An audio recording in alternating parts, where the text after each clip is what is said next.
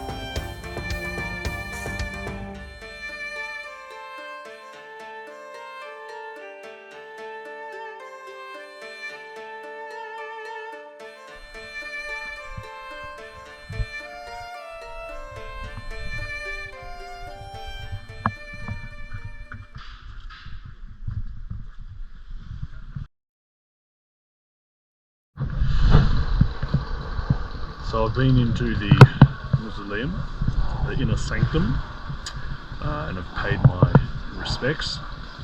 And you'll notice that I no longer have my sedge hat.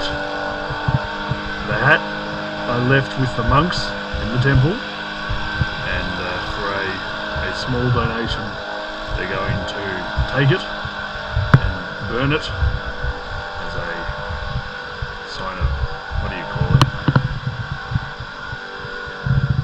I guess for that it's the end of the journey. The only thing that really remains to be done now is for me to get the last set of stamps and calligraphy in my book. So that's what I'll do now.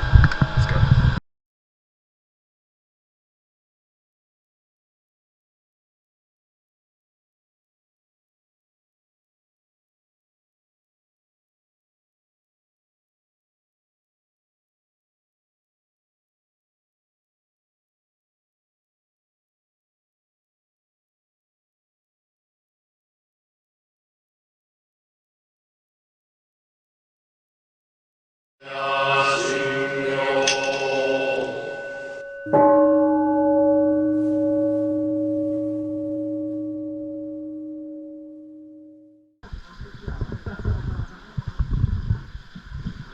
that is the end of my solo bikepacking pilgrimage adventure around Shikoku for the month of November, Men's Health. Thank you for all your support during what has been a most incredible journey. And I can't wait to see you next time in the mighty outdoors. Hooroo!